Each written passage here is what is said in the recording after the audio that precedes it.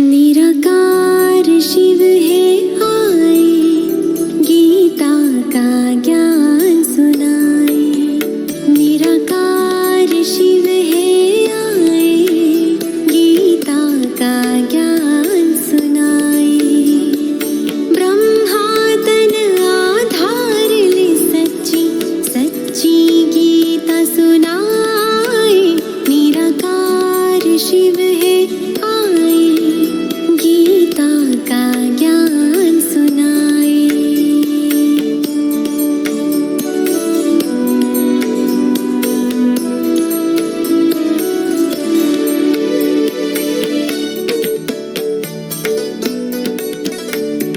भ्रष्टाचार दुराचार मिटाने आए हैं शिव भारत में। भाग्य विधाता स्वयं पधारे, साधारण तन ब्रह्मा में। ब्रह्मा मुख से शिव की वाणी, जो गीता कहलाए। निराकार शिव है आए, गीता का ज्ञान सुनाए। निराकार शिव है आए, गीता का ज्ञान सुनाए। सर्वधर्मान् परित्यज्य मामेकं शरणं व्रज। अहं त्वां सर्वपापेभ्यो मोक्षयिष्यामि मा शुच।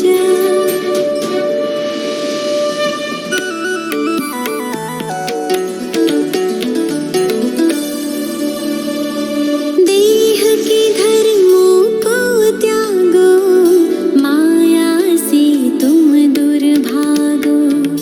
एक मुझे बस याद करो, अपने पापों को भस्म करो।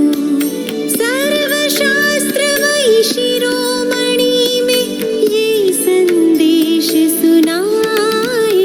निराकार शिव है आए, गीता का ज्ञान सुनाए। निराकार शिव है आए, गीता का ज्ञान सुनाए। ब्रह्मा तन आधार ले सच्ची सच्ची गीता सुनाए। निराकार शिव है आए, गीता का ज्ञान सुनाए।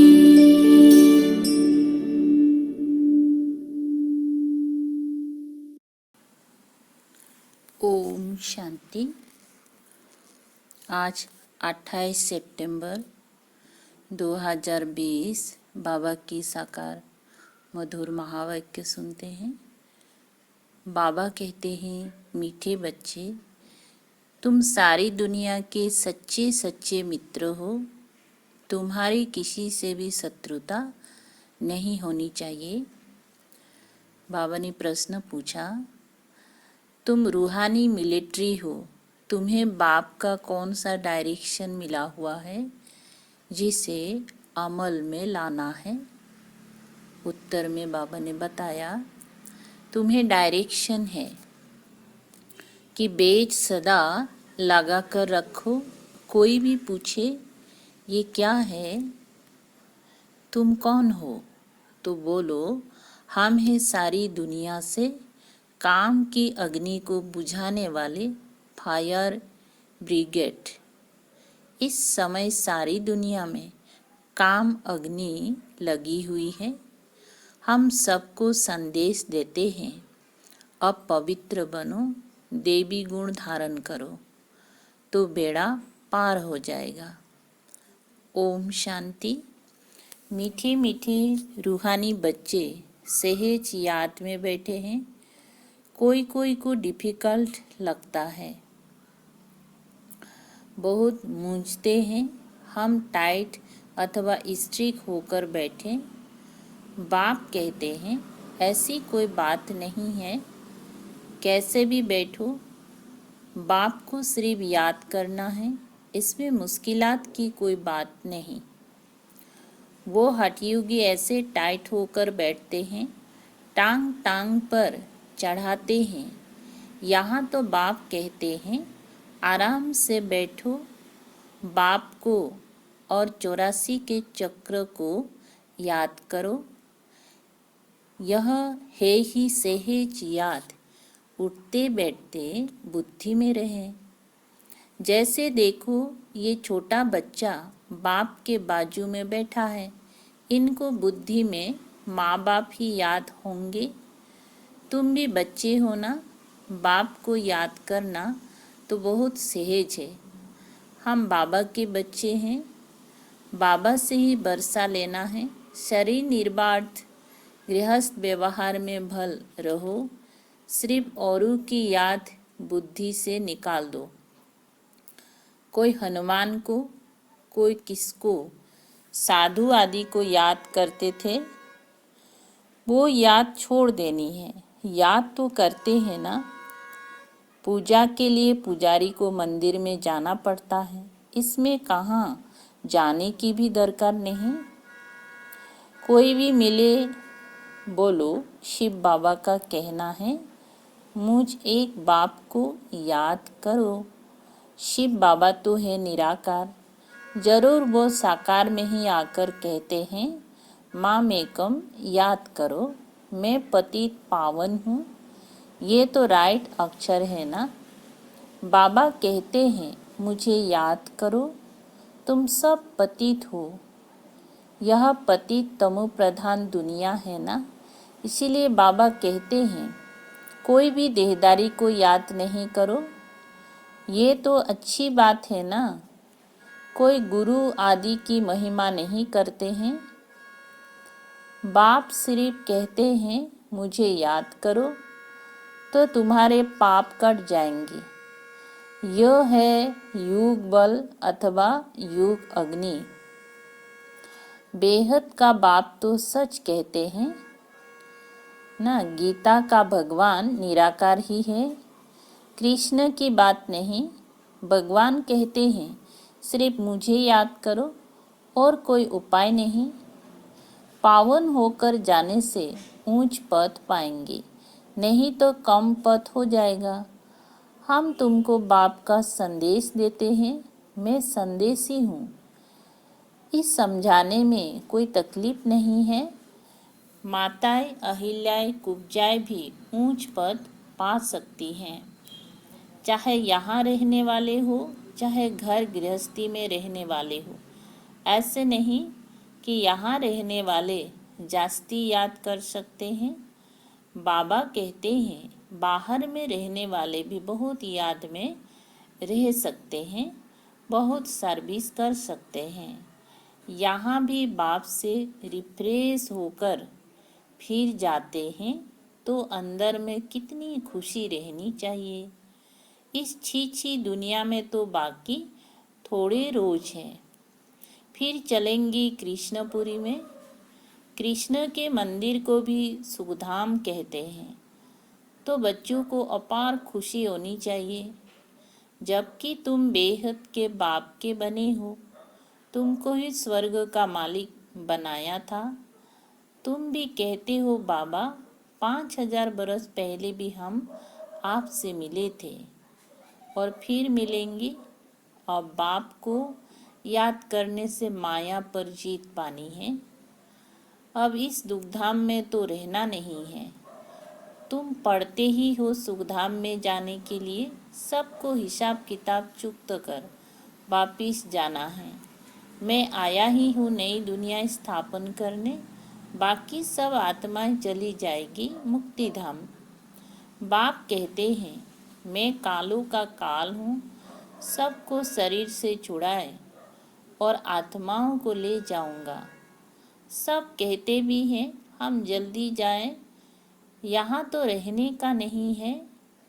ये तो पुरानी दुनिया, पुराना शरीर है।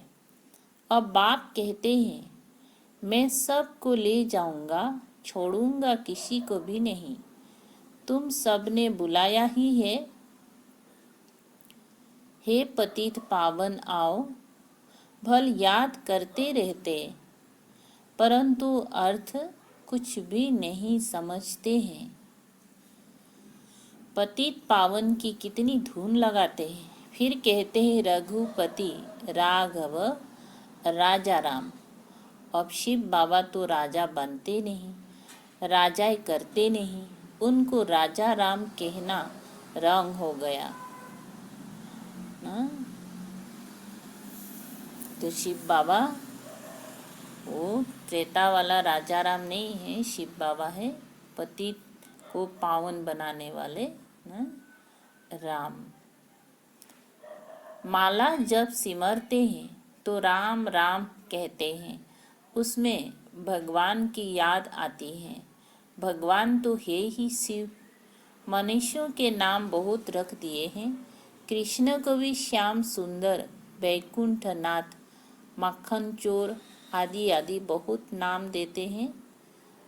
तुम अभी कृष्ण को मक्खन चोर कहेंगी? बिल्कुल नहीं। तुम अभी समझते हो भगवान तो एक निराकार है, कोई भी देहदारी को भगवान कह नहीं सकते। ब्रह्मा विष्णु शंकर को भी नहीं कह सकते, तो फिर मनुष्य अपने को भगवान कैसे कह सकते? वैजयंती माला सिर्फ 108 की गाई जाती है। शिव बाबा ने स्वर्ग स्थापन किया, उनके ये मालिक है। जरूर उससे पहले उन्होंने ये पुरुषार्थ किया होगा। उसको कहा जाता है कलयुग अंत, सतयुग आदि का संगम युग। ये है कल्पों का संगम युग। मनुष्यों ने फिर युगे युगे कह दिया है। अवतार नाम भी भूल फिर उनको ठिक्कर भीतर में कण कण में कह दिया है। ये भी है ड्रामा। जो बात पास्ट हो जाती है उसको कहा जाता है ड्रामा। कोई से झगड़ा आदि हुआ, पास हुआ, उनका चिंतन नहीं करना है। अच्छा, कोई ने कम जास्ती बोला, तुम उनको भूल जाओ। कल्प पहले भी ऐसे बोला था, याद करने से फिर बिगड़ते रहेंगी। वो बात फिर कभी बोलो, वो बात फिर कभी बोलो भी नहीं। जो बिगड़ने वाले हैं तो ऐसे प्रकार की बात बोलते, एक बार सुना भी होगा तो फिर दोबारा उसको रिपीट भी नहीं करो। तुम बच्चों को सर्विस तो करनी है ना। सर्विस में कोई विघ्न नहीं पड़ना चाहिए, सर्विस में कमजोरी नहीं दिखानी चाहिए। शिव बाबा की सर्विस है ना, उनमें कभी जरा भी ना नहीं करना चाहिए, नहीं तो अपना पद भ्रष्ट कर देंगे। बाप के मददगार बने हो तो पूरी मदद देनी है। बाप की सर्विस करने में जरा भी धोखा नहीं देना है। पैगाम सबको पहुंचाना ही है। बाप कहते रहते हैं म्यूजियम का नाम ऐसा रखो जो मनुष्य देख अंदर घुसे और आकर समझे, क्योंकि यह नई चीज है ना। मनुष्य नई चीज देखकर अंदर घुसते हैं। आजकल बाहर से आते हैं भारत का प्राचीन युग सीखने। अब प्राचीन अर्थात पुराने ते पुराना, वो तो भगवान का ही सिखाया हुआ है, जिसको 5000 बरस हुए। सतयुग त्रेता में युग होता नहीं, जिसने सिखाया वो तो चला गया। फिर जब 5000 बरस बाद आए तभी आकर राजयुग सिखाया। प्राचीन अर्थात 5000 बरस पहले भगवान ने सिखाया था, वही भगवान फिर संगम पर ही आकर राजयोग सिखलाएंगे, जिससे पावन बन सकते हैं। इस समय तो तत्व भी तमो प्रधान है। पानी भी कितना नुकसान कर देता है, उपद्रव होते रहते हैं। पुरानी दुनिया में सतयुग में उपद्रव की बात ही नहीं, वहाँ तो प्रकृति दासी बन जाती है। यहाँ प्रकृति दुश्मन बनकर दुख देती है। इन लक्ष्मी नारायण के राज्य में दुख की बात नहीं थी। सतयुग था, अभी फिर वो स्थापन हो रहा है। बाप प्राचीन राजयुग सिखा रहे हैं, फिर 5000 बरस बाद सिखाएंगे। जिसका पाठ है वही बजाएंगे। बेहद का बाप भी पाठ बजा रहे हैं। बाप कहते हैं मैं इनमें प्रवेश कर, ब्रह्मा में प्रवेश कर स्थापना कर चला जाता हूँ। हाहाकार के बाद फिर जय जयकार हो जाती है। पुरानी दुनिया खत्म हो जाएगी। इन लक्ष्मी नारायण का राज्य था तो पुरानी दुनिया नहीं थी। 5000 बरस की बात है, लाखों बरस की बात हो नहीं सकती। तो बाप कहते हैं और सब बातों को छोड़ इस सर्विस में लग जाओ, अपना कल्याण करने। रूठ कर सर्विस में धोखा नहीं देना चाहिए। यह है ईश्वरीय सर्विस। माया के तूफान बहुत आएंगे, परंतु बाप की ईश्वरीय सर्विस में धोखा नहीं देना है। बाप सर्विस अर्थ डायरेक्शन तो देते रहते हैं। मित्र संबंधी आदि जो भी आए, सबके सच्चे मित्र तो तुम हो। तुम ब्रह्मा कुमार कुमारियाँ तो सारी दुनिया के मित्र हो, क्योंकि तुम बाप के मददगार हो। मित्रों में कोई शत्रुता नहीं होनी चाहिए। कोई भी बात निकले बोलो, शिव बाबा को याद करो। बाप की श्रीमत पर लग जाना है, नहीं तो अपना नुकसान कर देंगे। ट्रेन में तुम आते हो, वहाँ तो सब फ्री है। सर्विस का बहुत अच्छा चांस है। बेस तो बहुत अच्छी चीज़ है, हर एक को लगाकर रखना है। कोई पूछे आप कौन हो तो बोलो हम हैं फायर ब्रिगेड, जैसे वो फायर ब्रिगेड होते हैं आग को बुझाने के लिए। तो इस समय सारी सृष्टि में काम अग्नि में सब जले हुए हैं। अब बाप कहते हैं काम महाशत्रु पर जीत पहनो। बाप को याद करो, पवित्र बनो, देवी गुण धारण करो तो बेड़ा पार है। ये बेज श्रीमत से ही तो बने हैं। बहुत थोड़े बच्चे हैं जो बेज पर सर्विस कर सकते हैं। बाबा मुरलियों में कितना समझाते रहते हैं। हर एक ब्राह्मण के पास ये बेज होना चाहिए। कोई भी मिले उनको इस पर समझाना है। ये है बाबा, इनको याद करना है। हम साकार की महिमा नहीं करते। सर्व का सद्गति दाता एक ही निराकार बाप है, उनको याद करना है। याद के बल से ही तुम्हारे पाप कट जाएंगे। फिर अंत में अंतमति सोगति हो जाएंगी, दुधाम से छूट जाएंगी। फिर तुम विष्णुपुरी में आ जाएंगी। कितनी बड़ी खुशखबरी है। लिटरेचर भी दे सकते हो, बोलो तुम गरीब हो तो फ्री दे सकते हैं। साहूकारों को तो पैसा देना ही चाहिए, क्योंकि ये तो बहुत छपाने होते हैं। ये चीज़ ऐसी है जिससे तुम फकीर से विश्व का मालिक बन जाएंगी। समझाने तो मिलती रहती हैं। कोई भी धर्म वाले हो, बोलो वास्तव में तुम आत्मा हो, अपने को आत्मा समझ। बाप को याद करो। अब विनाश सामने खड़ा है, ये दुनिया बदलने वाली है। शिव बाबा को याद करेंगे तो विष्णुपुरी में आ जाएंगे। बोलो ये आपको करोड़ों पद्मों की चीज देते हैं। बाबा ने कितना समझाया है। बेच पर सर्विस करनी है, परंतु बेच लगाते नहीं। लज्जा आती है। ब्राह्मणियाँ जो पार्टी लेकर आती हैं अथवा कहाँ ऑफिस आदि में अकेली जाती हैं, तो ये बेच जरूर लगा रहना चाहिए। जिसको तुम इन पर समझाएंगी वो बहुत खुश होंगे। बोलो हम एक बाबा को ही मानते हैं, वही सबको सुख शांति देने वाला है। उनको याद करो। पतित आत्मा तो जा ना सके।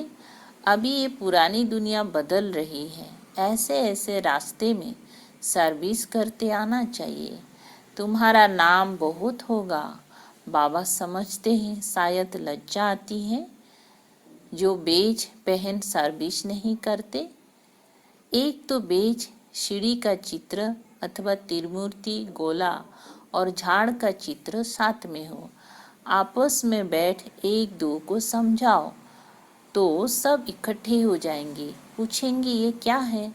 बोलो शिव बाबा इनके द्वारा यह नई दुनिया स्थापन कर रहे हैं। अब बाबा कहते हैं मुझे याद करो, पवित्र बनो। अपवित्र तो वापस जा नहीं सकेंगे।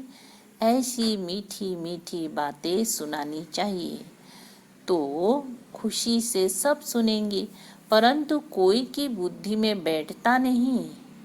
सेंटर पर क्लास में जाते हो तो भी बेच लगा रहे। मिलिट्री वालों को यहाँ बिल्ला बेच लगा रहता है। उनको कभी लज्जा आती है क्या? तुम भी रूहानी मिलिट्री हो ना। बाप डायरेक्शन देते हैं, फिर अमल में क्यों नहीं लाते? बेच लगा रहे तो शिव बाबा की याद भी रहेगी। हम शिव बाबा के बच्चे हैं। दिन प्रतिदिन सेंटर्स भी खुलते जाएंगे, कोई ना कोई निकल आएंगे। कहेंगे फलाने शहर में आपकी ब्रांच नहीं है।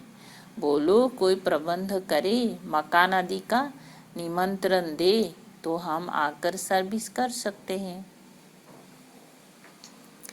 हिम्मते बच्चे मददे बाप। बाप तो बच्चों को ही कहेंगे सेंटर खुलो, सर्विस करो। ये सब शिव बाबा की दुकान है, बच्चों द्वारा चला रहे हैं। अच्छा, मीठे मीठे सिकल दे बच्चों प्रति माता पिता बाप दादा का याद प्यार और गुड मॉर्निंग। रूहानी बाप की रूहानी बच्चों को नमस्ते। हम रूहानी बच्चों की रूहानी बाप दादा को याद प्यार गुड मॉर्निंग और नमस्ते। धारणा के लिए मुख्य सार है। नंबर 1, कभी आपस में रूठ कर सर्विस में धोखा नहीं देना है। विघ्न रूप नहीं बनना है। अपनी कमजोरी नहीं दिखानी है। बाप का पूरा पूरा मददगार बनना है। नंबर 2, कभी कोई से झगड़ा आदि हुआ, पास हुआ, उनका चिंतन नहीं करना है। कोई ने कम जास्ती बोला, तुम उनको भूल जाओ। कल्प पहले भी ऐसे बोला था, वो बात फिर कभी बोलो भी नहीं। आज का मीठा वरदान है, बीती हुई बातों को रहम दिल बन समाने वाले शुभ चिंतक भव। बीती हुई बातों को रहम दिल बन समाने वाले शुभ चिंतक भव। यदि किसी की बीती हुई कमजोरी की बातें कोई सुनावे तो शुभ भावना से किनारा कर लो। व्यर्थ चिंतन या कमजोरी की बातें आपस में नहीं चलनी चाहिए। बीती हुई बातों को रहम दिल बनकर संभालो। समाकर शुभ भावना से उस आत्मा के प्रति मनसा सेवा करते रहो। भले संस्कारों के बस कोई उल्टा कहता करता या सुनता है तो उसे परिवर्तन करो। 1 से 2 तक, 2 से 3 तक ऐसे व्यर्थ बातों की माला ना हो जाए। ऐसा अटेंशन रखना अर्थात शुभ चिंतक बनना।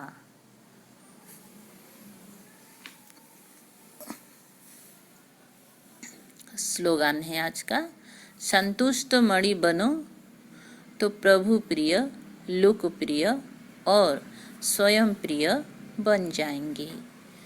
संतुष्ट मणि बनो तो प्रभु प्रिय, लोक प्रिय और स्वयं प्रिय बन जाएंगे। अच्छा, ओम शांति।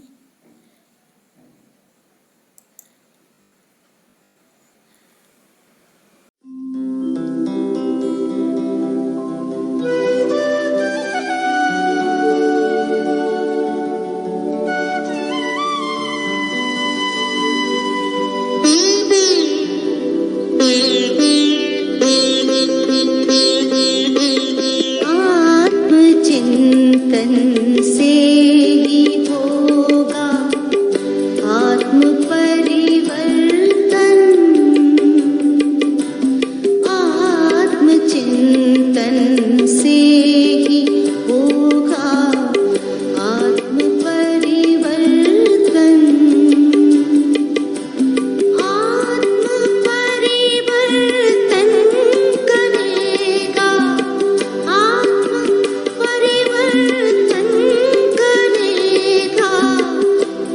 विश्व परिवर्तन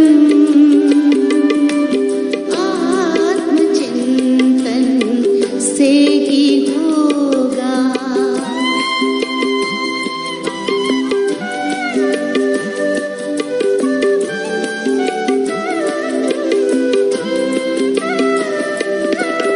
विश्व के कल्याण हित कुछ एक पल को लीजिए।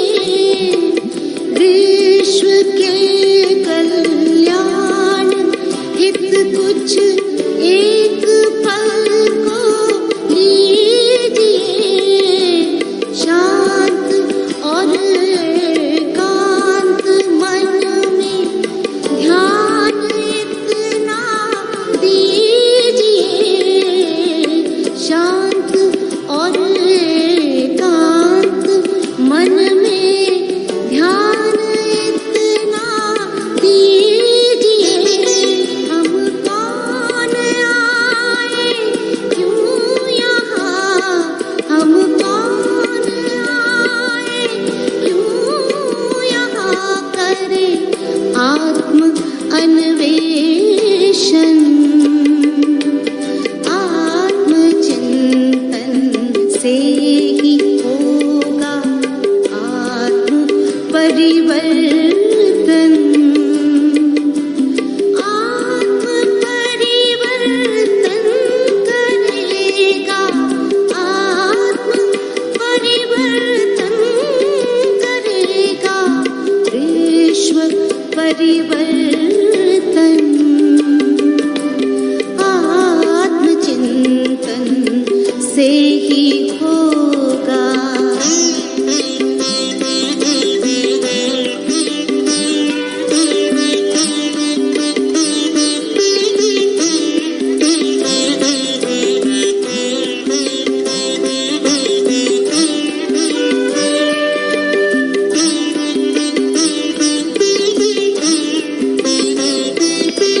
तन से न्यारी दिव्य प्यारी मैं सचेतन आत्मा।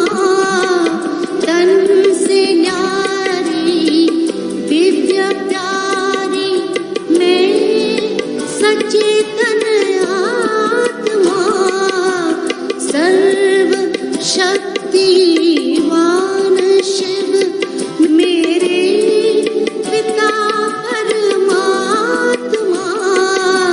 सर्व शक्तिवान शिव मेरे पिता परमात्मा। उनके निर्देशन में मेरा, उनके निर्देशन में मेरा तन पे अनुशासन। आत्मचिंतन से ही होगा आत्म परिवर्तन। आत्म परिवर्तन करेगा, आत्म परिवर्तन करेगा विश्व परिवर्तन। आत्मचिंतन